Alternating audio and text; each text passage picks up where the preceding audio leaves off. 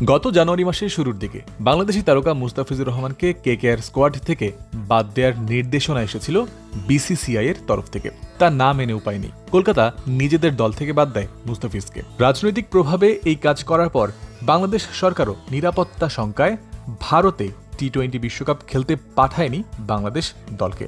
এরপর জল অনেক দূর গড়িয়েছে, তবে খেলার বাইরের রাজনীতিতে গা ভাসাতে গিয়ে সবচেয়ে বেশি বিপদে পড়েছে খোদ কেকেআর। মুস্তাফিজকে যেভাবে বাদ দিয়েছে তার অভিশাপই যেন লেগেছে তাদের ওপর।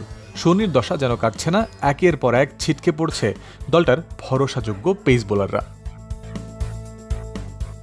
প্রথমে হর্ষিত রানার পুরো আইপিএল থেকে ছিটকে যাওয়া, এরপর ইনজুরি আক্রান্ত মাথিসা পাথিরানার এনওসি শঙ্কা, তিনি যোগ দিলেও তার সময়কাল নিয়ে নেই নিশ্চয়তা। অজি তারকা ক্যামেরন গ্রিনেরও রয়েছে ইনজুরির সমস্যা। জর্জরিত অবস্থার তালিকায় সর্বশেষ সংযোজন আকাশদীপ। পিঠের ইনজুরির কারণে বাংলার এই পেসারও ছিটকে গেছেন আইপিএলের পুরো আসর থেকে। কেকেআরের একটি সূত্রের বরাত দিয়ে এই খবর জানিয়েছে ক্রিকবাজ।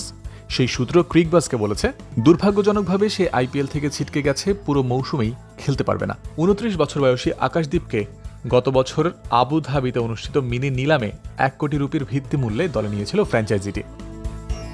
চিজি আইসক্রিমের সাথে ভেলভেটি কেকের মিশ্রণে পোলার রেড ভেলভেট আইসক্রিম, মন ভালো থাক।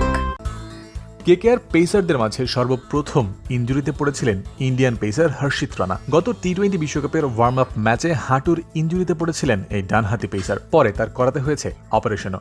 এখনও রয়েছেন পুনর্বাসনে, খেলতে পারবেন না আইপিএলের পুরো আসরেই নিশ্চিত করেছিল দ্য ইন্ডিয়ান এক্সপ্রেস।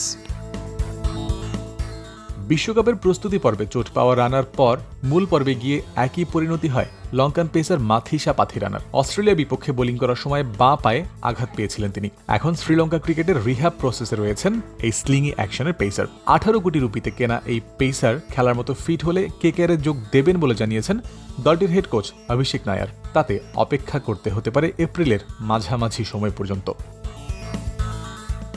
আইপিএল ইতিহাসের সর্বোচ্চ মূল্যে বিদেশি ক্রিকেটার কিনেও বিপাকে পড়েছে কলকাতা। 25 কোটি 20 লাখ রুপিতে অস্ট্রেলিয়ান ক্রিকেটার ক্যামেরন গ্রিনকে তারা কিনেছিল ব্যাটিংয়ের সাথে বোলিং সার্ভিসটাও পাওয়ার জন্য। তবে লম্বা সময় ইনজুরিতে থাকায় তার 4 ওভার বোলিং করারও নিশ্চয়তা নেই। সব মিলে এক অথৈ সাগরে যেন পড়েছে নাইট রাইডার্স। এইদিকে মুস্তাফিজের বিকল্প হিসেবে জিম্বাবুয়ের ব্লেসিং মুজারাবানিকে তারা ইতোমধ্যেই দলে ভিড়িয়েছে। অন্যদের ব্যাপারে কলকাতা কি করবে সেটাই এখন দেখার বিষয়। জয়ন্ত বিন্দু, ক্রিক ফ্রেন্সি।